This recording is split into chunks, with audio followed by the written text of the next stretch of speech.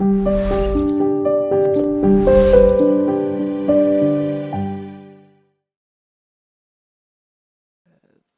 you heard the piece about C.S. Lewis when he married his wife, Joy, technically. She needed to have residence in Europe, and so to attain that, she thought it was deemed that the easiest way to do that would be to marry.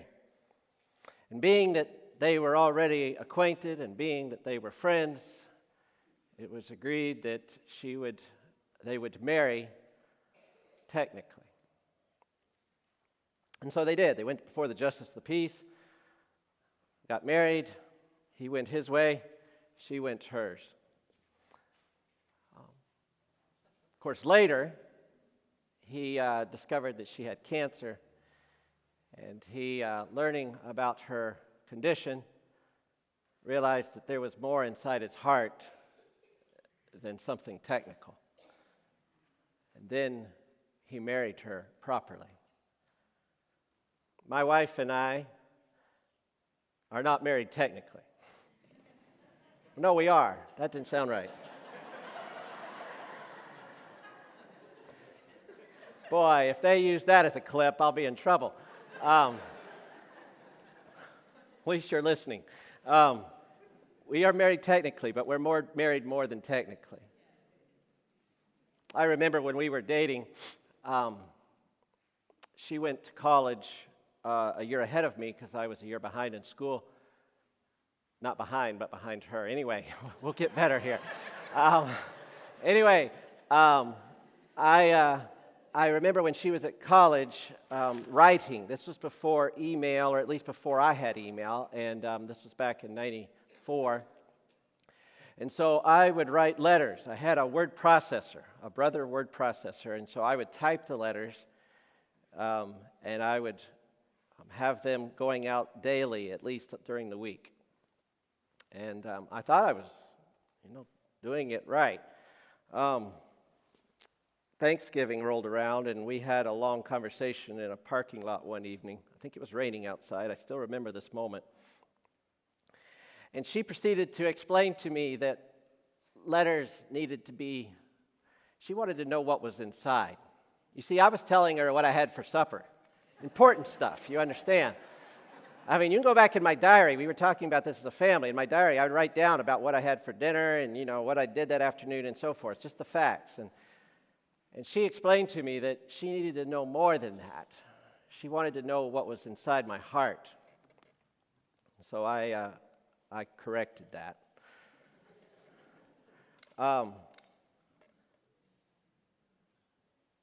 But all that said, marriage involves more than the technical, yes, but it also involves more than infatuation, right?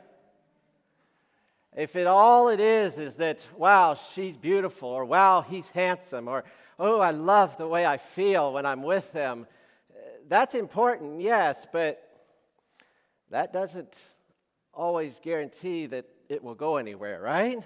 There's got to be something substantive there. There's got to be commitment. There's got to be a desire to say, I choose you. Yes, I want you, but I choose you to be my spouse.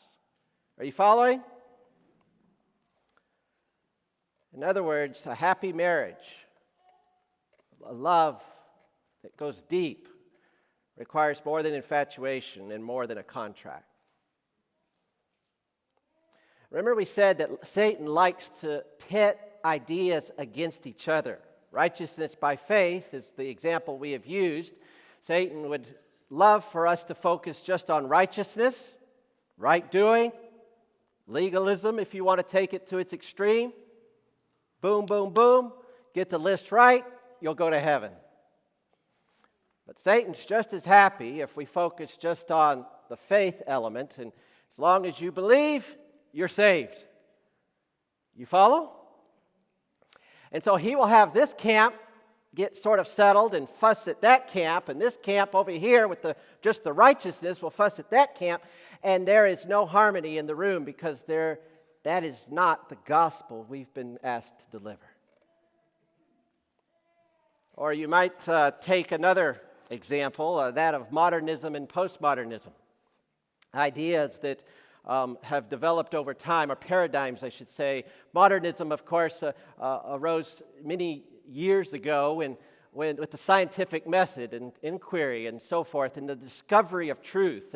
And it had a lot of good about it, but you might say it was a little more technical at times, or at least it could be. Whereas postmodernism arose in reaction to modernism, and it was reacting against that scientific approach, so to speak, and more about, well, it's what's in here, and look within, and you can sort of find truth as you see it. And it's not all the same for everybody because it's your vantage point. It's where you're standing in relationship to the elephant. You follow? And so, again, two ideas that at some level had a point, but taken to their extreme creates confusion. And I would say this before we go into our prayer, is that we have been talking about Babylon for the last 3 weeks, the second angel, and we've started the third. But in the second angel, we've noted that there is a lot with regard to this wine, this confusion. And we have focused perhaps somewhat, not primarily, but with greater significance on the element of secularism, spiritualism, what you might see associated with the dragon. But remember, Babylon is composed of three, right? And there is also the religious, the pseudo-Christian. And so you pit these two ideas, the spiritualistic as well as the I'll get there by my sheer grit. And you put these two at odds, and you find that indeed, even though there's spiritualism and there's conservatism, there is still at either end a problem. My point is this: don't run to apostate Protestantism to try to protect yourself from spiritualism. You follow? And don't run to spiritualistic ideas or tendencies to avoid apostate Protestantism. Because that is exactly what Satan would have you to do. So in the end time, there will be much extremes, even though we will be the ones labeled with it. But to unpack this more, I want to look at the third angel, hence the title of the message this morning, Keeping Focus, Part 5. Let us pray.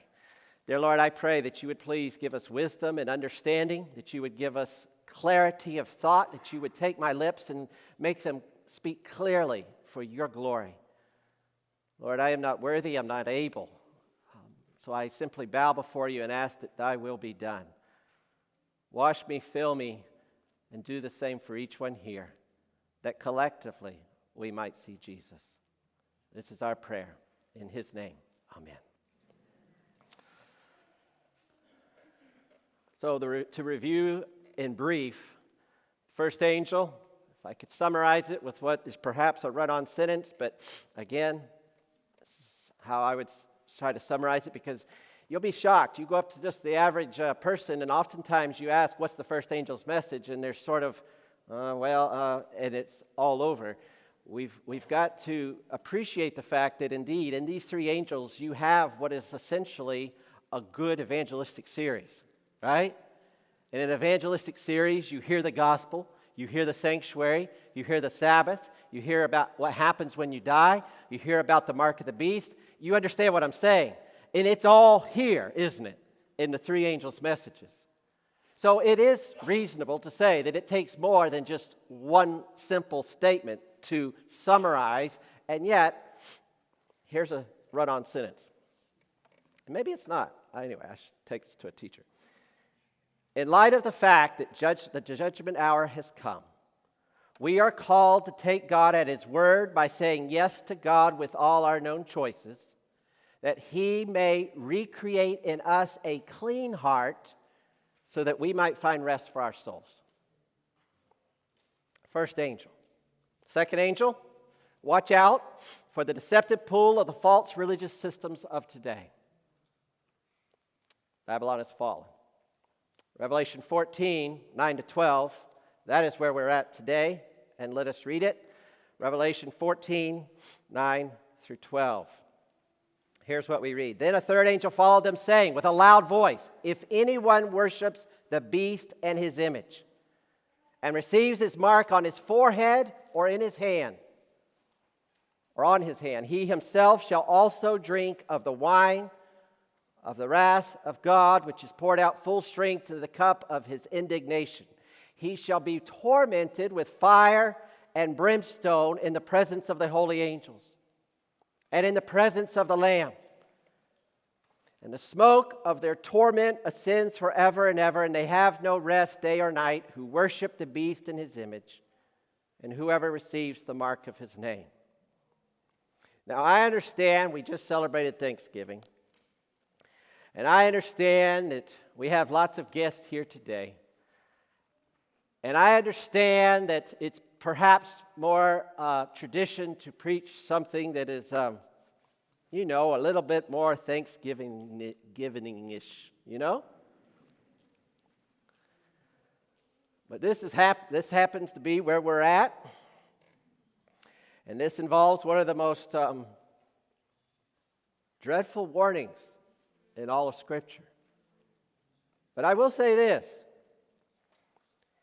If you knew that something big was about to happen, and you knew that it was a life or death matter, and you knew that you might be able to catch someone's attention when they just happen to be going by, you wouldn't worry with the pleasantries, would you? You wouldn't worry. All you would be concerned with is, get down here. There's something about to happen you need to know about.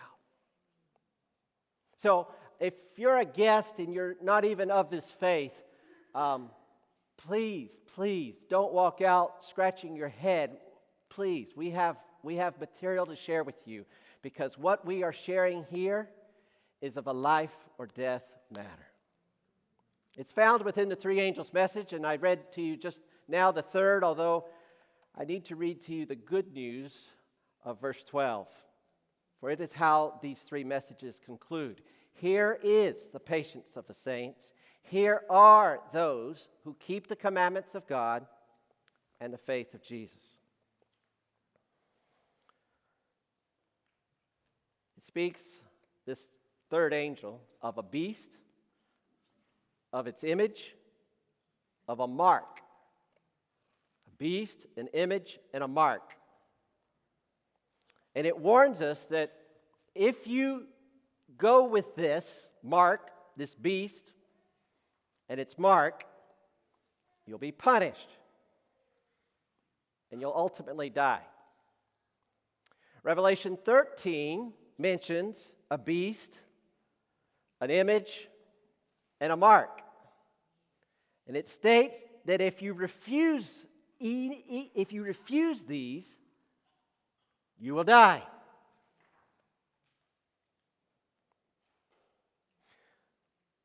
Did you hear the options? Follow this, you'll die. Follow this, you'll die. Happy Thanksgiving.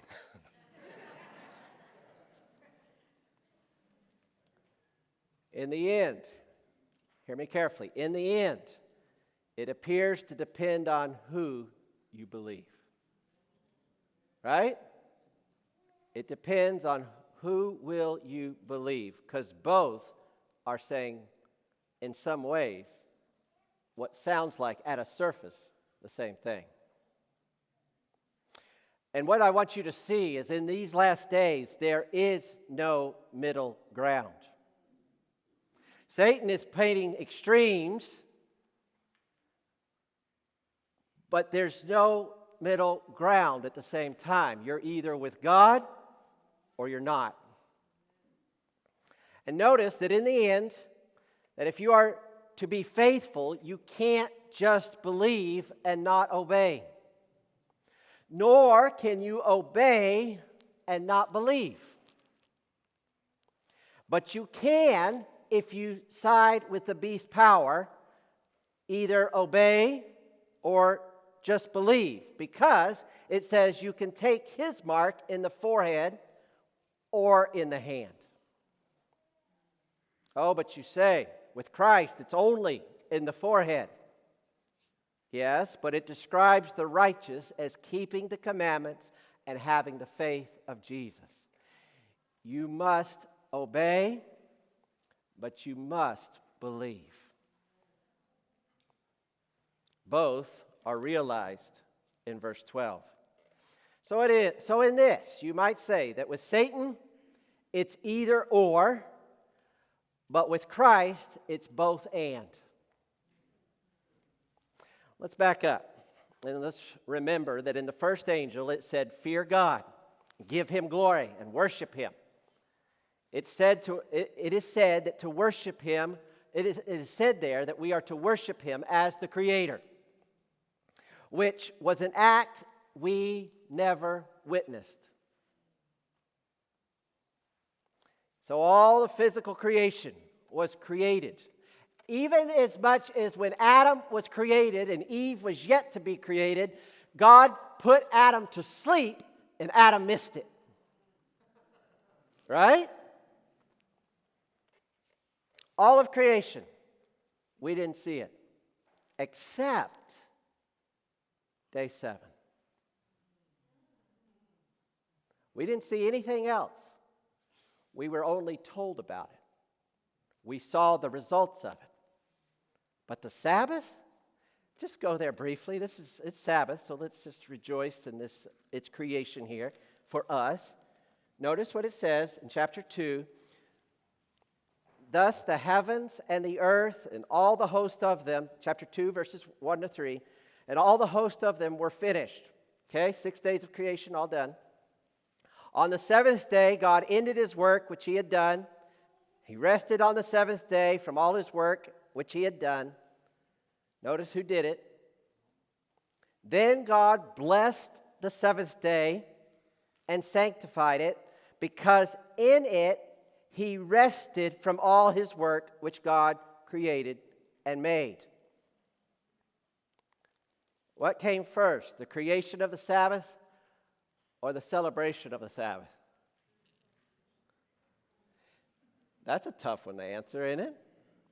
He created the Sabbath by experiencing it with man, in relationship with man, and once he had experienced that day with man, he created this hallowed time by blessing it, by sanctifying it, by setting it apart as holy. So we were very present. You with me? We were very aware and present in the experience of that first Sabbath, and we witnessed what God did when he created the seventh day.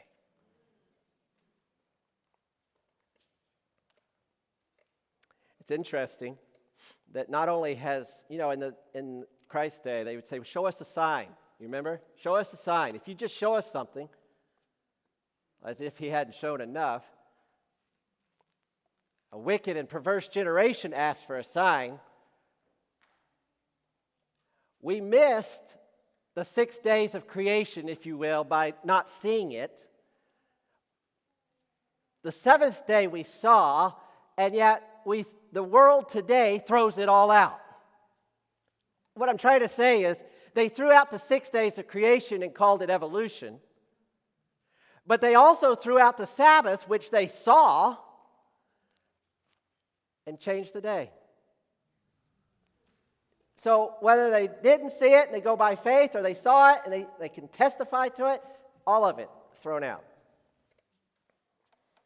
You'll recall that to fear God implies obedience in giving God our best, as we saw with Genesis 22:12. When Abraham was willing to offer up his only son Isaac at God's command. We saw that to give God glory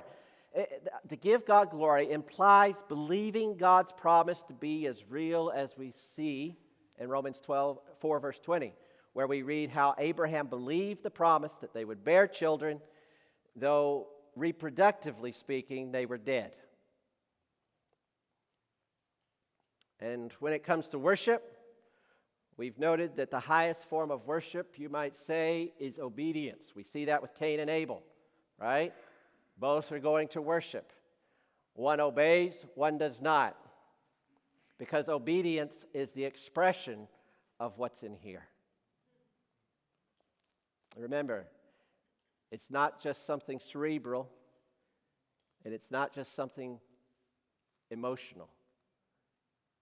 It is a whole package.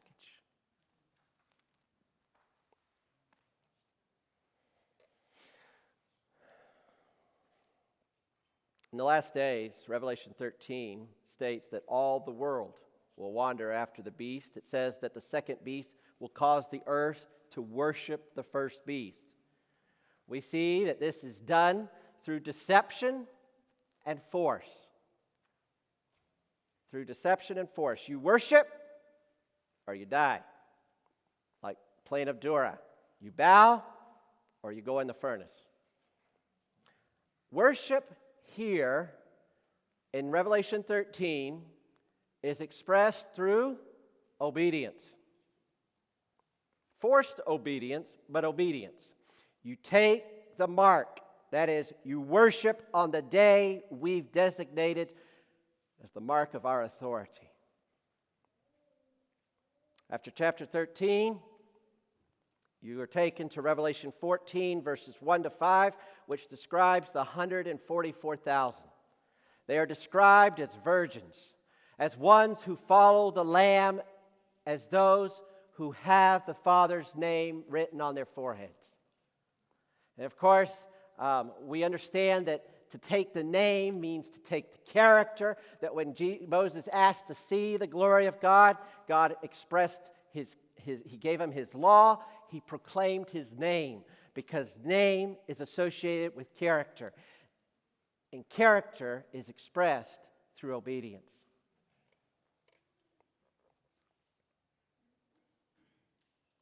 And we see this sealing on the forehead that we see here in Revelation 14. We see it described there in Revelation chapter 7.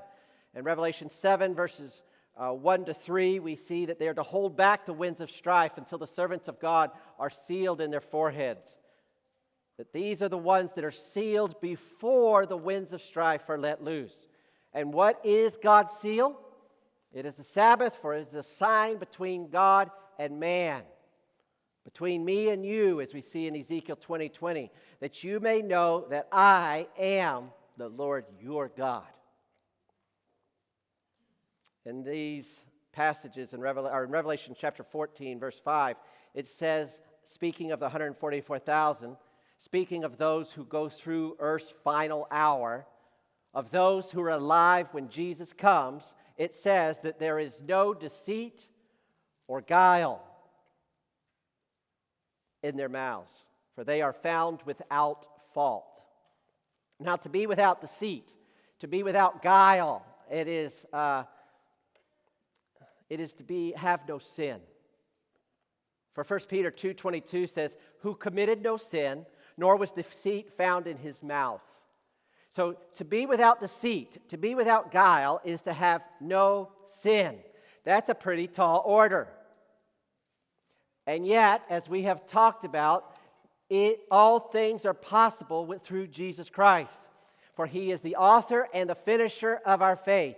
And all you must do is say yes to God with all your known choices. And by his power working in you, you can be found without deceit. Amen?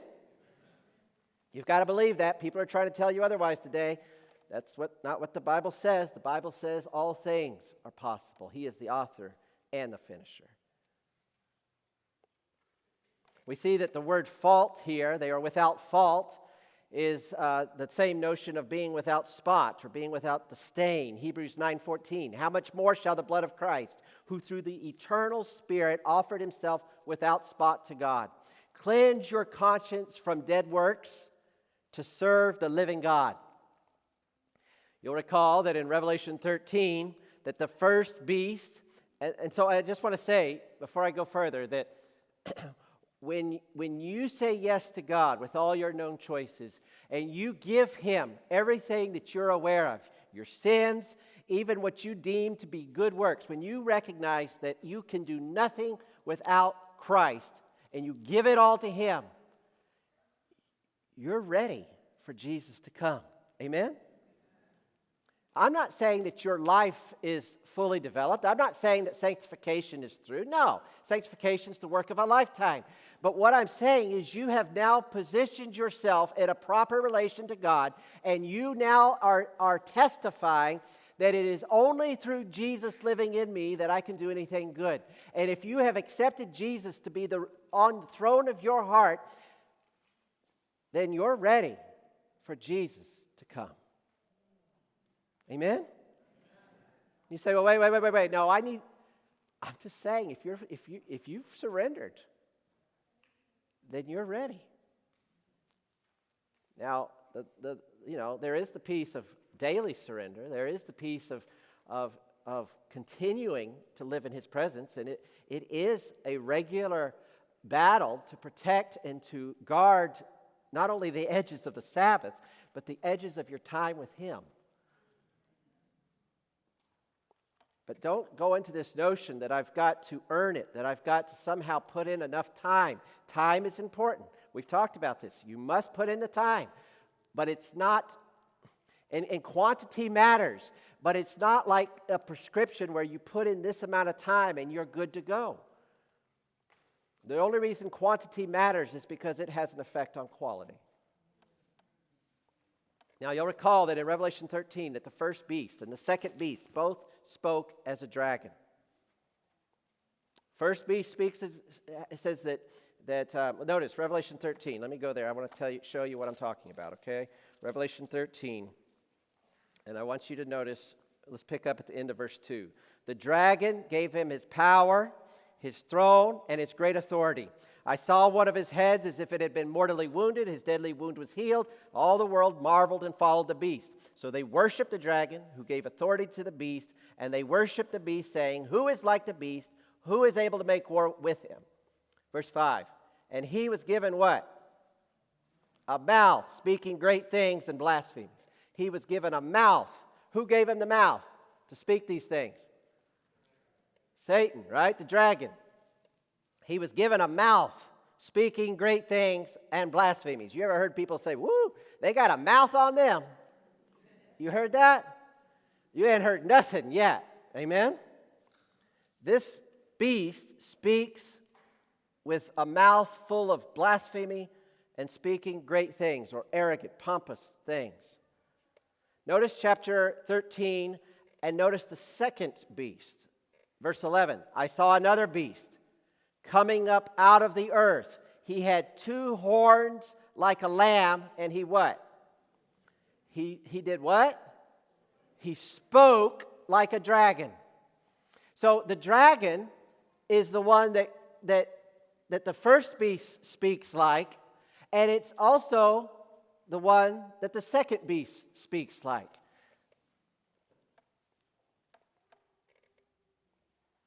So it's worth noting that when you go on and you look at how this is done, and you get to chapter 14, you see, and I behold, verse 1, I looked, and a lamb standing on Mount Zion, and with him 144,000, having his father's name written on their foreheads. Okay, catch this. Chapter 13, we see two beasts, we see a dragon, and we see that the beasts speak like the dragon. You with me? And we see that there's a mark, there's a name, and that those who have the mark are following and worshiping, obeying, if you will, the dragon. And then we see the contrast. We see 144,000 who have the seal of God, his Father's name written on their foreheads. Verse 2, I heard a voice from heaven, like the voice of many waters, like the voice of a loud thunder, and I heard the sound of harpists playing their harps. They sang, as it were, a new song before the throne, before the four living creatures and the elders, and no one could learn that song except the 144,000 who were redeemed from the earth. These are the ones who are not defiled with women, for they are virgins, and these are the ones who follow the Lamb wherever he goes. They were redeemed from among men, being firstfruits to God and to the Lamb. Let us pray. Lord, please help us to understand, help us to speak clearly these words, these precious words of life. Lord, please, may your Spirit guide us, protect us, and show us. In Jesus' name, amen. Notice verse 5. And in their mouths was found no deceit, for they are without fault before the throne of God. They sing a song that no one else can sing. And it says that within their mouths was found no deceit, for they are without fault before the throne of God. So catch this. Those who are worshiping the dragon are following after these beasts who have in their mouth the voice of the dragon, the voice of Satan, of whom Christ said, speaking of Satan, he is the father of lies. The 144,000 speak and or sing, if you will, and it says of them that there is no deceit or falsehood, amen, in their mouths.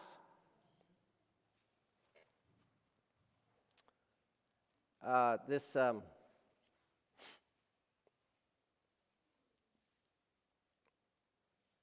notion of this no deceit found in their mouth, I want you to notice Malachi 2, 5, and 6.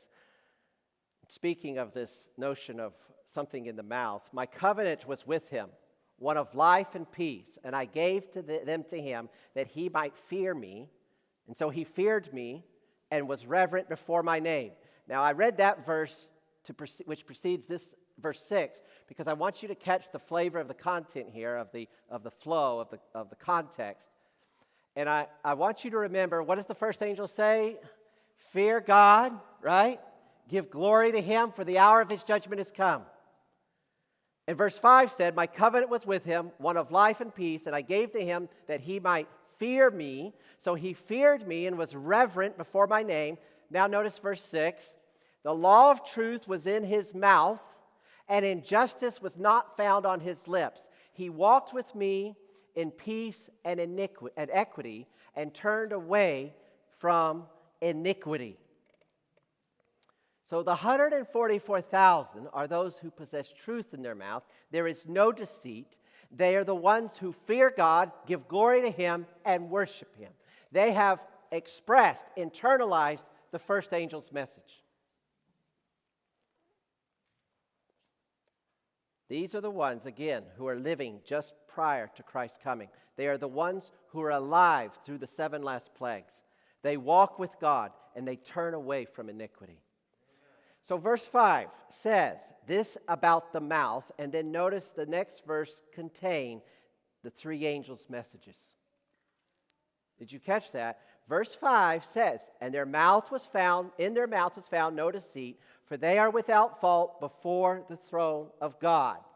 Verse 6, I saw another angel flying in the midst of heaven, having the everlasting gospel to preach to those who dwell on the earth, to every nation, tribe, tongue, and people. What?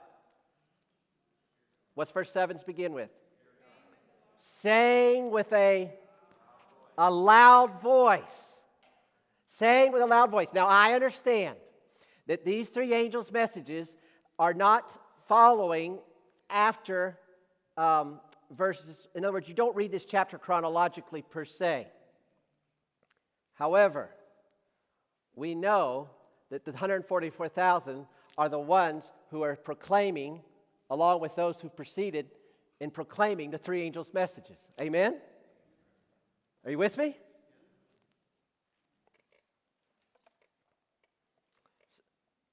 might I propose to you this morning, because of the testimony that accompanies their message, because the way in which the 144,000 have lived their life, or have come to live their life, can we say it that way?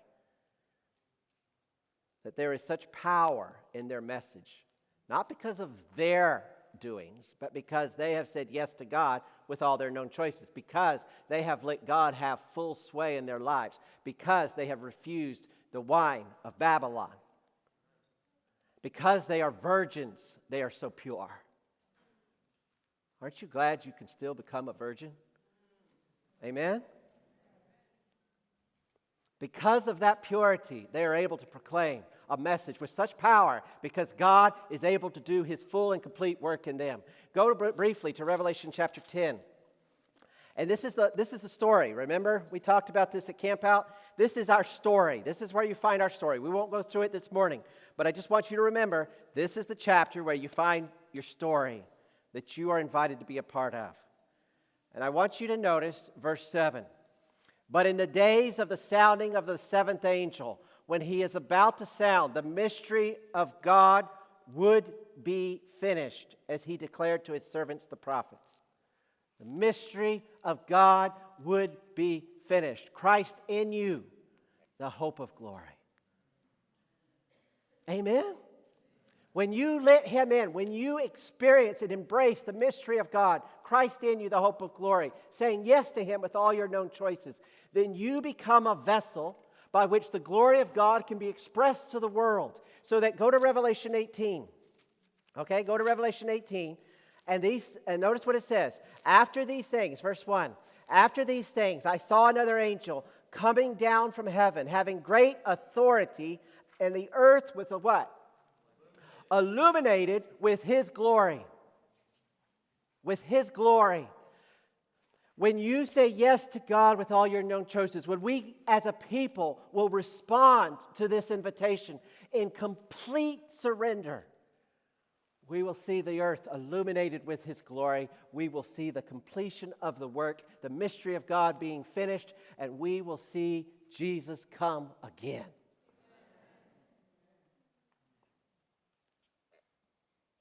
So while the beasts are speaking as a dragon, God's people are speaking truth and doing so with a loud voice through the witness of their testimony.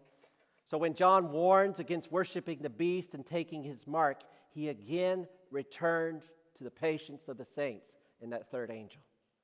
He says, don't do all this. But since we haven't seen anything but warning since verse 7. Verse 7, he gives the message we need to herald. If you don't proclaim that message, you better wait until you better wait and do that before you give the message of the second and third angel. These messages must be given chronologically or sequentially. But we haven't seen verse 7, and then we see verse 12. I mean, we've seen only warning since verse 7, and now we come to verse 12. Verse 12 reiterates verse 7. Verse 7 may be summarized with verse 12. Here is what fearing God and giving glory and worshiping Him looks like. You want to know what verse 7 looks like applied? It's verse 12.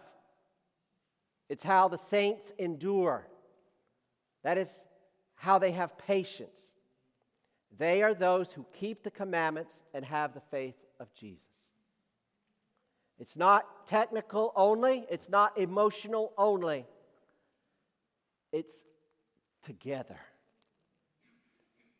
You try to dissect it, it almost destroys it. It just is.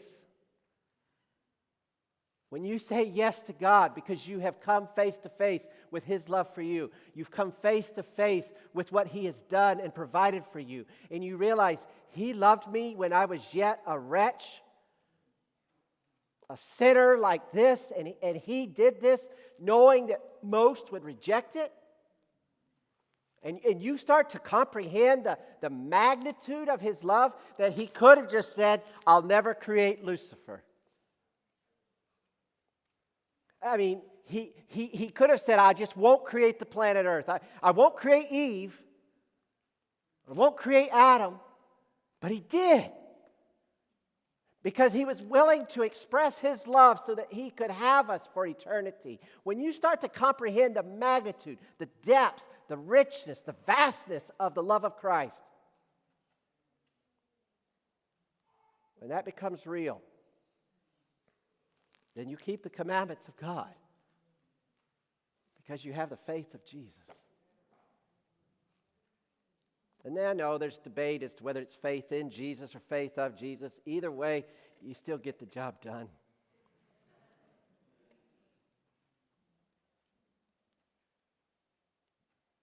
Please note that you can't keep what you don't have.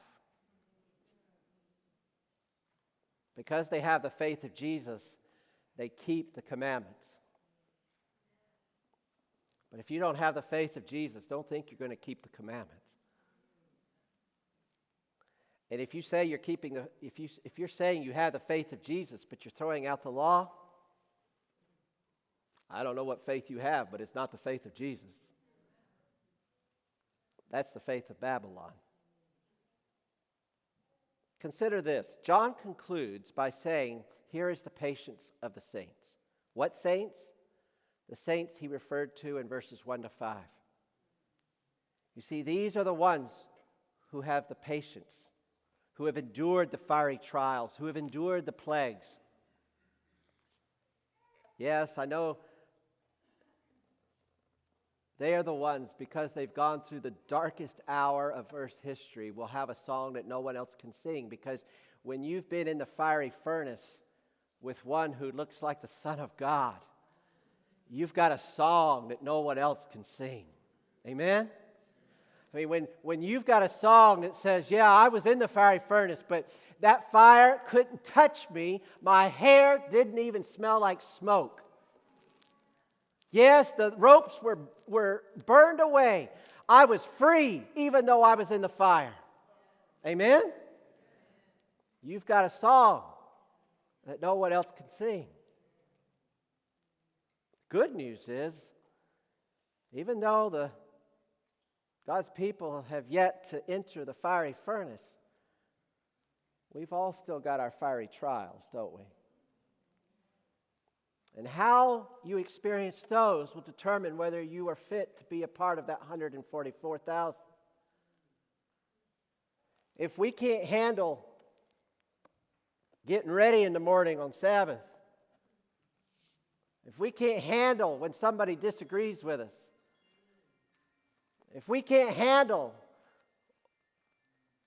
you name it,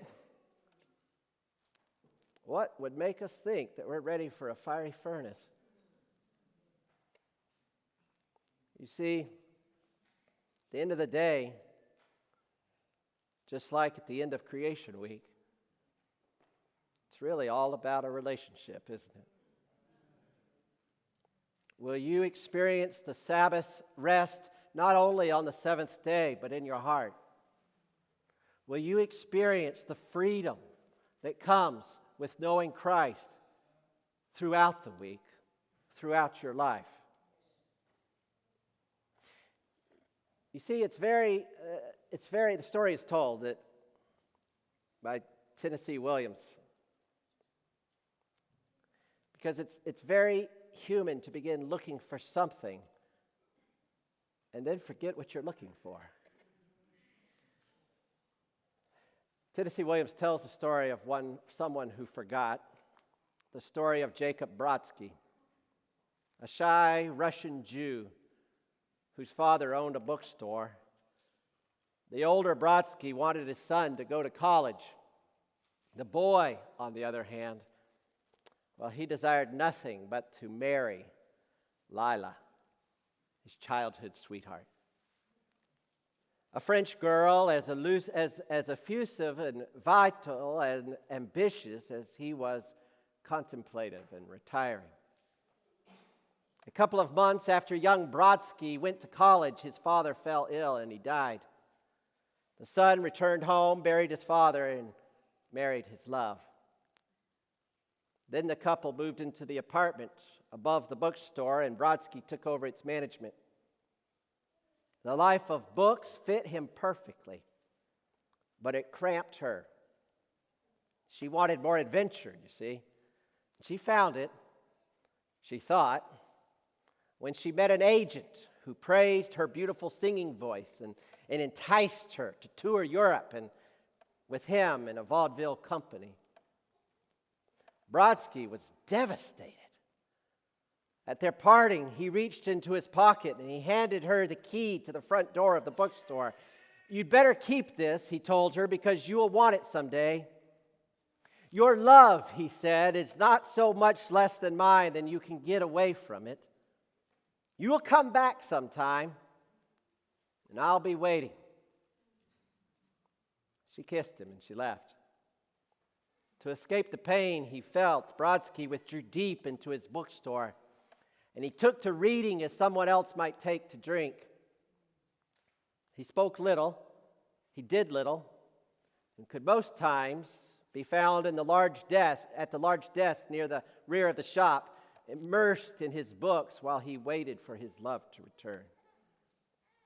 Nearly 15 years after they parted, at Christmas time, she did return. But when Brodsky rose from the reading desk that had been his place of escape for all that time, he did not take the love of his life for more than an ordinary customer. She walked in. "Do you want a book?" he asked. That he didn't recognize her startled her.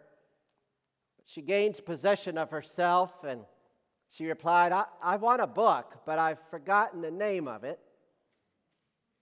And then she told him a story of a childhood sweethearts, a story of a newly married couple who lived in an apartment above a bookstore, a story of a young, ambitious wife who left to seek a career, who enjoyed great success but could never relinquish the key her husband gave her when they parted.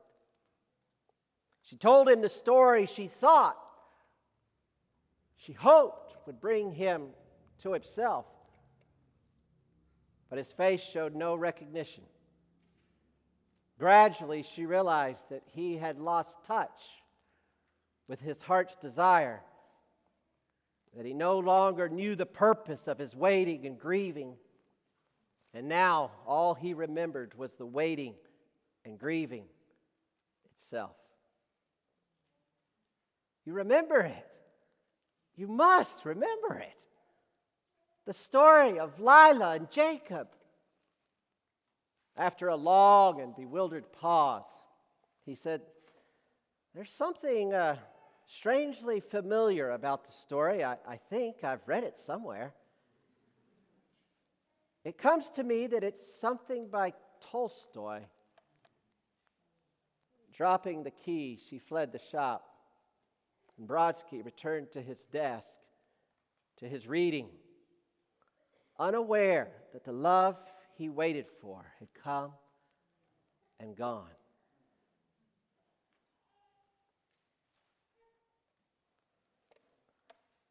We as an Advent people have heralded for, 175 years or something? That Jesus is coming again. You believe it, right? You've read about it, I suppose.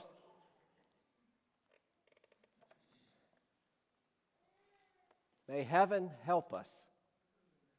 May angels attend us. May His Holy Spirit fill us. May we remember that we have a key. That heaven has done everything possible to awaken in us a desire for the King of Kings and Lord of Lords. This morning, this afternoon, I want to invite you to experience the patience of the saints by embracing the call of the first angel, that you might be described as one of the saints by the third angel. You know, the ones who have that patience, who keep the commandments, and have the faith of Jesus. Behold, I stand at the door and knock. Amen? Question is, will you get up and open the door and allow Him to arrest your heart? And will you give Him the proper seat that He deserves on the throne of your heart? May we never forget, never forget that He's coming again, but He first wants to come in here. Come soon, Lord Jesus. Dear Lord, please, would you come on in? Make yourself at home in our hearts. Help us by your power and your grace to let go of everything that is of our doing, that is of our evil desire, that we'll just give it all to you. That we will say yes to you in return, that you may give us all of heaven's bounty. That we, by your power, will be not only good stewards of it, but that we will herald this good news, for it is only when you have full sway inside that we can be effective outside. Help us to this end, we pray. We need more than help. We need you to be our all in all. We ask this in Jesus' name. Amen.